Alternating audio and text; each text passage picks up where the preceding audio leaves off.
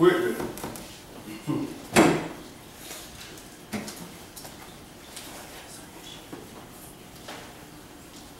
First and foremost, we always like to give praise and honor to the God of Israel, of our forefathers, Abraham, Isaac, and Jacob.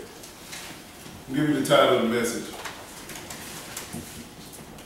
Today, I'm going to deal with homecoming. The title is Homecoming. This is a very glorious time for the world. They love homecoming. Even I used to love homecoming when I was breaking God's law. In the world today, you just look at homecoming, how people prepare.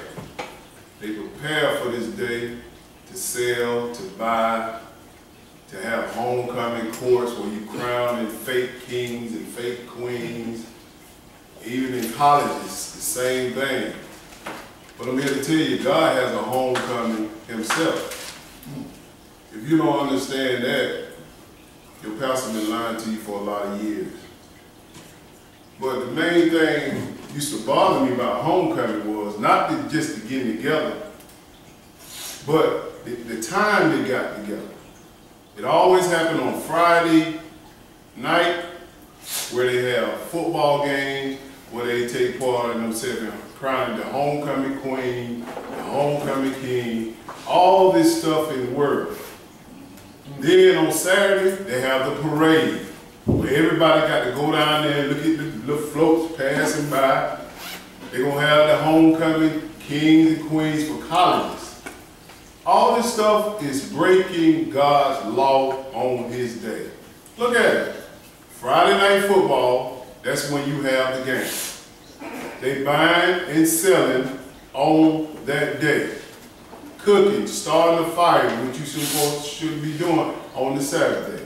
Look at Saturday, same thing, the football game, have the homecoming parade and all this stuff. All of it happened on the holy day. And guess who promotes it? The Sunday church is promoted. You know why? Because the pastor's going to take part of homecoming, they tell you to be up there on Sunday. So we can have a gathering on Satan's holy day, which is Sunday. Everybody come to church on Sunday. You went through your homecoming festivities. You done crowned the homecoming king. You done crowned the homecoming queen. But what have you done on them 2 days? You have broke God's law. The festivities could have been some on another day. It probably been cool.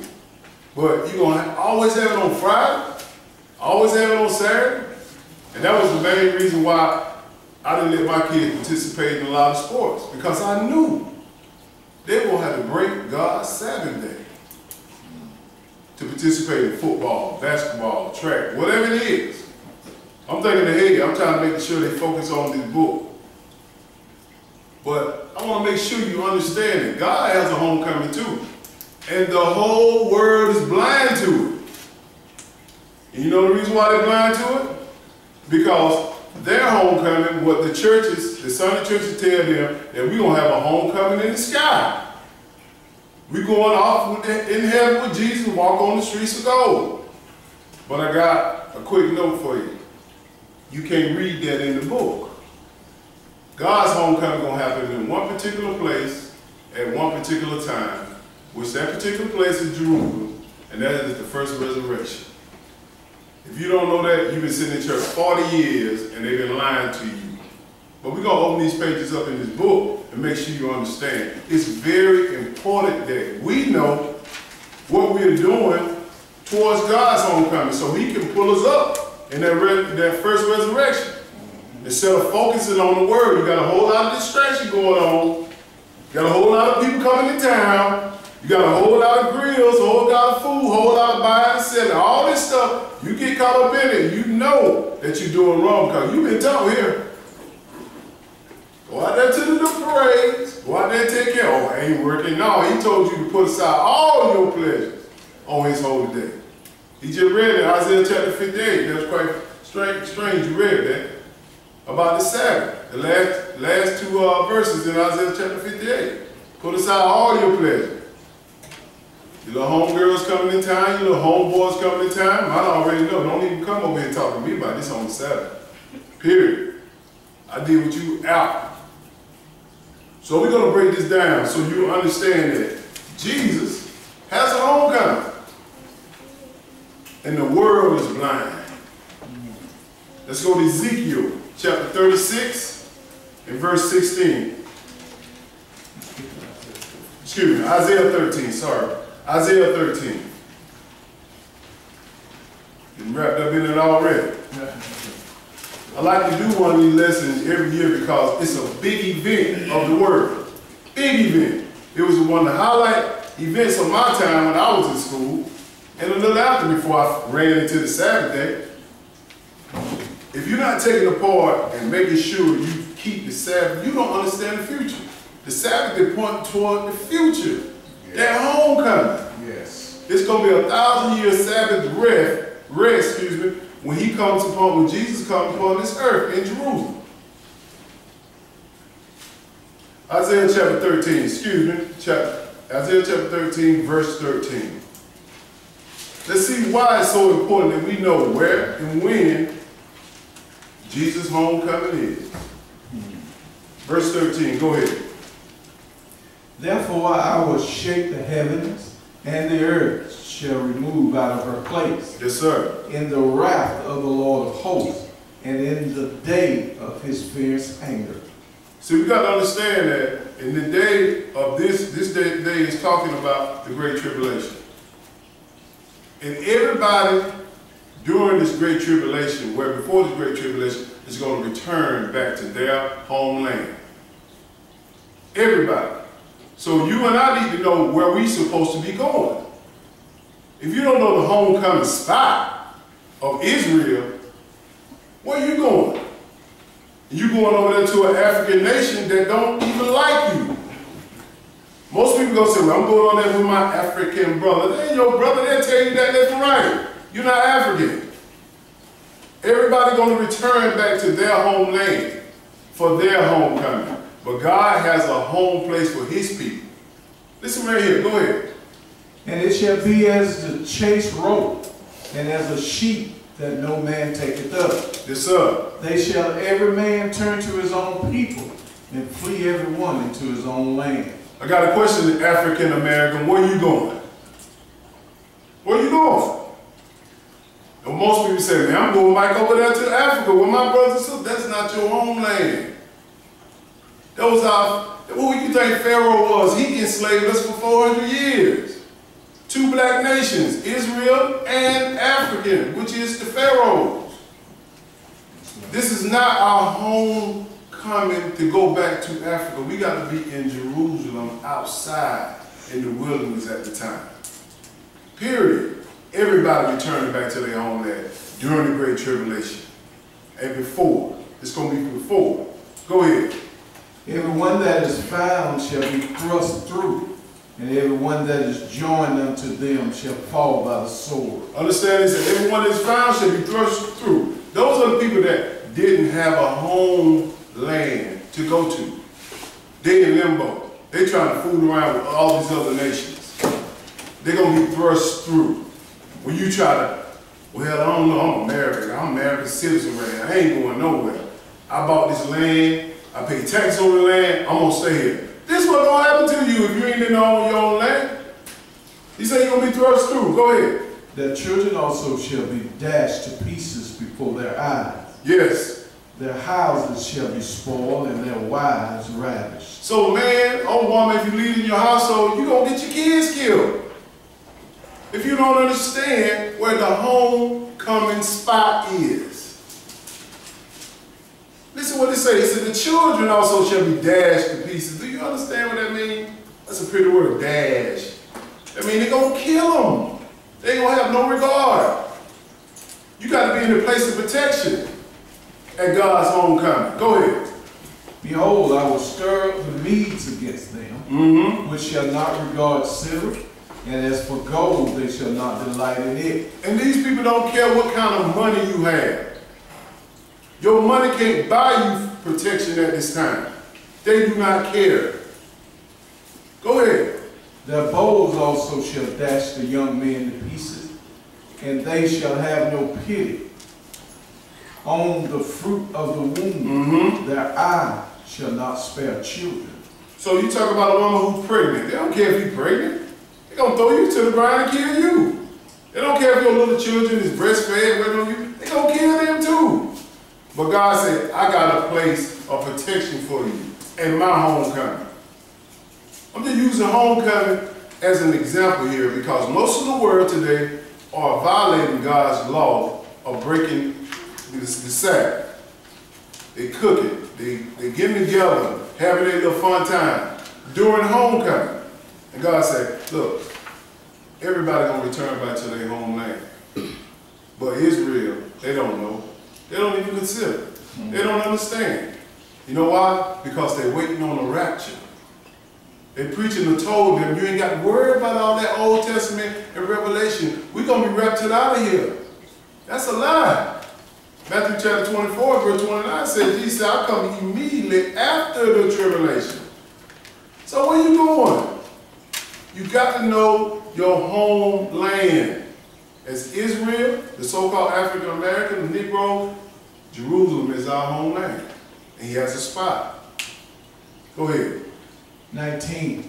And Babylon, the glory of kingdoms, the beauty of the Chaldees, excellency, shall be as when God overthrew Sodom and Gomorrah. He said, this is how Babylon going to do the whole land, which are these Gentile dynasties. They're going to come through the whole land and destroy it like Sodom and Gomorrah. Go ahead. It shall never be inhabited, neither shall it be dwelt in from generation to generation. Neither shall the Arabians pitch tent there, neither shall the shepherd make their fold there. In that great tribulation, he said, they're going to come through and rape this whole land and destroy it. You ain't never seen war like at this time when the great tribulation hit. Y'all think y'all seen something with this tornado hit? That ain't nothing. Nothing. This 3.5 years, God said, I got to stop this or no flesh won't survive. This is the stuff we need to know. Or you can be running around here with your head cut off thinking like, oh man, what I supposed to do? Jeff was talking about something like that. Or the Israelites were talking about something like that. I wasn't paying attention. I got caught. You got to understand where your homecoming is. And our homecoming with Christ is. Go ahead. 21. He gonna tell you how this place gonna look. Go ahead. But wild beasts of the desert shall lie there, and their houses shall be full of doleful creatures. Yes, sir. And isles shall dwell there, and satyrs shall dance there. He said animals gonna take over your houses because it's gonna be so shot up, war gonna hit them so bad you can't even recognize it. The animals gonna come and say, hey, this vacant house right here, look, a snake gonna come in there. A bear gonna come in there. Remember the time when he said you gonna have your hand against the wall, a snake gonna bite you, and then you run outside, a bear or a lion gonna be after you. This is time. This is time. But if you're so caught up on the world homecoming and don't get to the spot, which is the wilderness where our homecoming gonna be, you're gonna get caught up in this mess. Go ahead, bro. And the wild beasts of the islands shall cry in their desolate houses, dragons in their pleasant palaces, and her time is near to come, and her days shall not be prolonged. These wild beasts gonna take over these houses because they're gonna be great desolation. Great desolation. Let's go to Ezekiel chapter 36. Let's see why God's people, Israel, why it's so important that we're supposed to know this. You got to know this. Homecoming.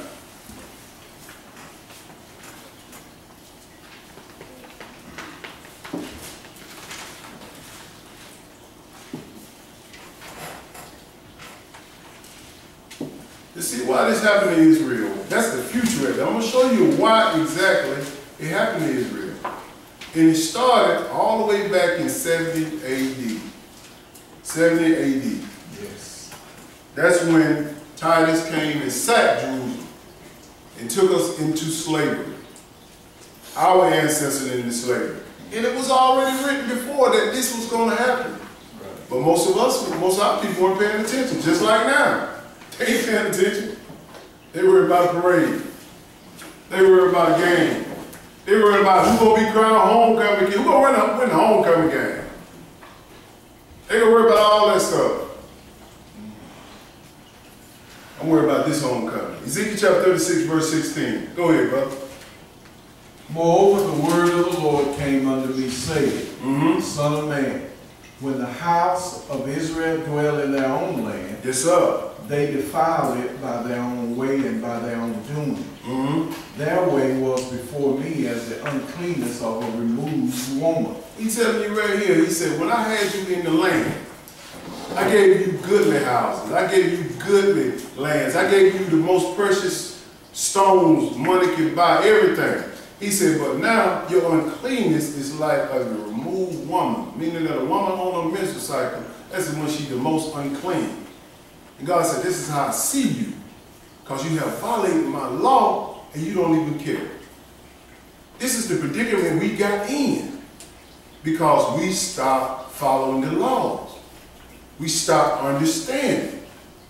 Go ahead, bro. Listen to what they say right here. Wherefore, I poured my fury upon them for the blood that they had shed upon the land. Yes, sir. And for their idols wherewith they had polluted it.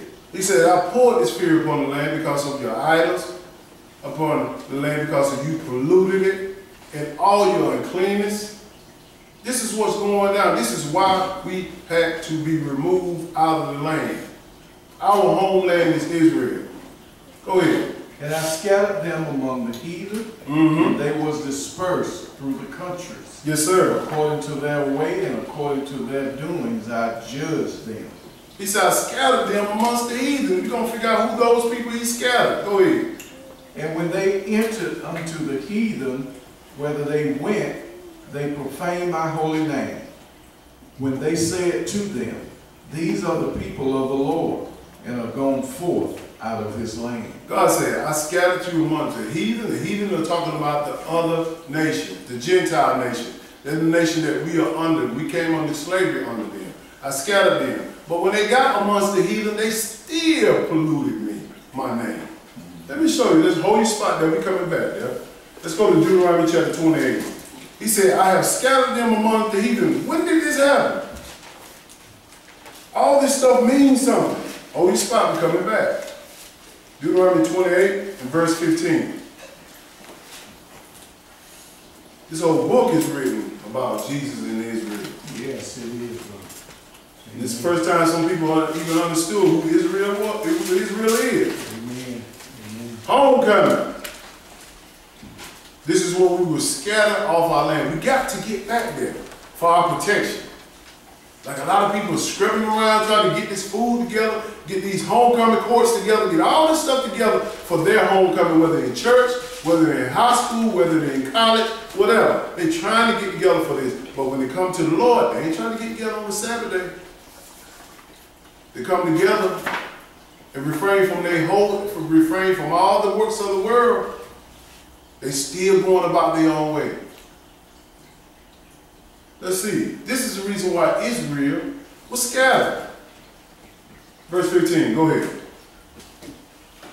But it shall come to pass, if thou wilt not hearken unto the voice of the Lord thy God, to observe to do all his commandments and his statutes, which I command thee this day, that all these curses shall come upon thee and overtake thee. All these curses. What curses? Go ahead. Cursed shall thou be in the city. Cursed shall thou be in the field. He's telling Israel, this is what's going to come upon you. You're going to be cursed everywhere you go. Look at us now. We can't even walk in the apartment complex unless somebody calls on us and say, hey, we got a black person here. I don't know if he's staying here. He got a key and everything. They call this stuff up. We curse everywhere we go. Why? Because we broke this law. And you got black people out here barbecuing. Huh? You got all this stuff going on right now. Why? Because we broke this law. We curse everywhere we go. This is why. Because we are not concerned about God's homecoming. We're concerned about the world's homecoming. Jump down to verse 62. That in Ezekiel chapter 36, he says scattering. This is one of the curses right here. But we're going to get back to the land. Verse 62, go ahead. And ye shall be left few in number. Yes, sir. Whereas ye were as the stars of heaven for multitude, because thou wouldest not obey the voice of the Lord thy God. We are few in numbers now. Why? They're killing us just like they killed us in 70 AD. They're killing us by the boatload right now. Why? Because we done forgot about the law. Go ahead. And it shall come to pass that as the Lord rejoiced over you to do you good and to multiply you, so the Lord will rejoice over you to destroy you and to bring you to naught. And ye shall be plucked from off the land, whether thou goest to possess it. We was, as our ancestors were plucked off the land, taken off the land by slave ships. This is what happened to us. Off our land, off our homeland. Our homeland, what we're going to go back to. If you don't know this, Israel, you're going to get caught up in what they said in Isaiah chapter 13. Your protection going to be gone. Go ahead. Verse 64. Uh-huh. And the Lord shall scatter thee among all people. What did that verse say in Isaiah chapter 13? You're going to be scattered, dispersed among all the heathens, or nations, or people, whichever one you say. Go ahead. From one end of the earth even unto the other. And there thou shalt serve other gods, which neither thou nor thy fathers have known, even wood and stone. Ain't we serving other gods now? Yes. Yes. Wood and stone? Yes. We serving crosses. We serving fish symbols. Come on. We serving all this gold, silver, everything. We cut our Muslim brothers taking pilgrimage, going back to Mecca and serving that little box over there with them stones covered on there. Israel serving it all.